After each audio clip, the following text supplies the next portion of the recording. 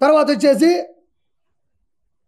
ఆయన చేసిన వాటిలో ఇంత అరాచకం పైన మళ్ళీ చెప్తున్నా ఏమనుకోద్దు. పైన కింద నుంచి వచ్చే జనాలకి పులిభయం పెట్టాడు, కర్ర ఇచ్చి స్టిక్కర్ వేసుకున్నాడు.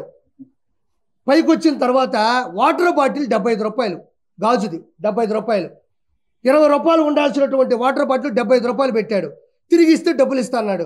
భక్తులు తిరిగి ఆ నీళ్ళన్నీ దాగేసి ఆడిచ్చేసి పోతారు. అది ఎలాగో కుదరదు.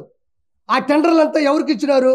ఆ గాజువి, ఆ వాటరు పెద్దిరెడ్డి రామచంద్రారెడ్డి, భువన కరుణాకర్ రెడ్డి, వైవి సుబ్బారెడ్డి వీళ్ళకి ఇచ్చుకున్నారు. ధర్మారెడ్డి ఎగ్జిక్యూటివ్ ఆఫీసర్గా ఉన్న నేతృత్వంలో. దాని తర్వాత అన్నదానంలో అన్నం ఉడికేది కాదు, సాంబార్ పాసిపి ఉండేది, పచ్చడి స్మెల్ వచ్చేది. దాన్ని నాశనం చేశారు. హుండీలో ప్రతి ఒక్కరూ ముడుపులు చెల్లించుకుంటారు. మొక్కులు తీర్చుకునే పద్ధతిలో వాళ్ళు మంగళసూత్రాలు కూడా వేసేస్తారు కొంతమంది భక్తులు. ఆ డబ్బులకు కూడా పరకామంలో లెక్క పెట్టాల్సిన సందర్భాన్ని కూడా నాశనం చేశారు. రెండో పాయింట్ ఏంటంటే ఆ హుండీకి ఉన్నటువంటి పవిత్రమైనటువంటి ధర్మాన్ని కూడా ఉల్లంఘించి ఎక్కడో ఫామ్ హౌస్లోనో ఎక్కడో గెస్ట్ హౌస్లో కూడా లెక్క పెట్టినటువంటి పరిస్థితి ఎదురైంది. గోవిందనామ స్మరణాలు, భక్తి భజనలు, కీర్తనలు ఎక్కడా కూడా భక్తి పారవశ్యం ఎక్కడా కనబడకుండా జగన్మోహన్ రెడ్డి చాలా జాగ్రత్త పడ్డాడు. దాంతోపాటు ప్రైవేటు హోటల్స్ని చాలా ఎంకరేజ్ చేశాడు. 1000 రూపాయల భోజనం, 1500 భోజనం, 500 నుంచి మినిమం భోజనాలు పెట్టడం మొదలెట్టాడు. పైన నేను ఈరోజు మాటిస్తున్నా, ఆల్రెడీ ఈరోజు కూడా ప్రక్షాళన మొదలైంది. పైన మాంసం కూడా వండుకొని తిన్నారు.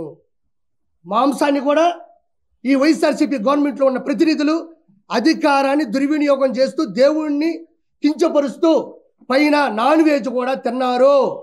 దాంతోపాటు మద్యాన్ని కూడా అమ్మారు. గ్రూపు రాజకీయాలు చేశారు, రియల్ ఎస్టేట్ చేశారు, పైన దందాలు చేశారు.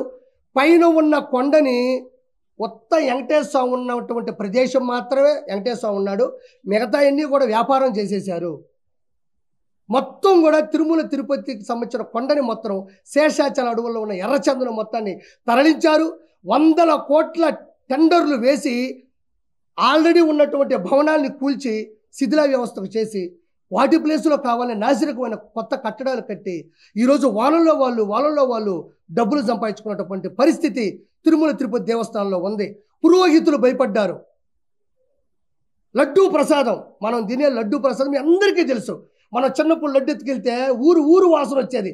ఆ లడ్డు వాడు ఎత్తుకెళ్తుంటే కోహు నీరు వజ్రం కన్నా చాలా అద్భుతమైంది, అద్వితీయమైందని ఫీల్ అయిపోయి వెళ్తే ఊర్లో అడుక్కునేవాళ్ళు, ఒరే నాకు కొంచెం బెటర్ రే, ఒరే నాకు వచ్చి అనేవాళ్ళు. ఈరోజు అదే లడ్డు 2 రోజులు పోతే ఇట్ట ఇడిపోతుంది, బాంబు బ్లాస్ట్ అయినట్టు విడిపోతుంది. అది యాడ నెయ్యి ఉంది, యాడ ఫార్ములా ఉంది, యాడ విశిష్టత ఉంది, ఎక్కడ గుడి మీద పవిత్రత ఉంది.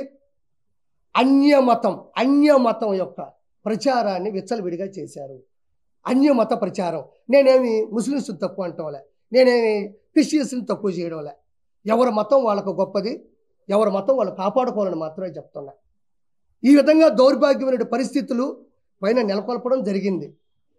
దానివల్ల ఈరోజు ఏం జరిగింది? నేను ఇంకో మాట చెప్తున్నా మీకు. అతను ఓడిపోయింది ట్యాంపరింగ్ వల్ల అంటున్నారు. ట్యాంపరింగ్ వల్ల కాదు, నేను చెప్తున్నా, గుర్తుపెట్టుకోండి. వైఎస్ జగన్మోహన్ రెడ్డి 11 సీట్లు పరిమితమై అట్టర్ ఫ్లాప్ అయింది. ట్యాంపరింగ్ వల్ల కాదు, ఈవీఎం మిషన్ల వల్ల కాదు.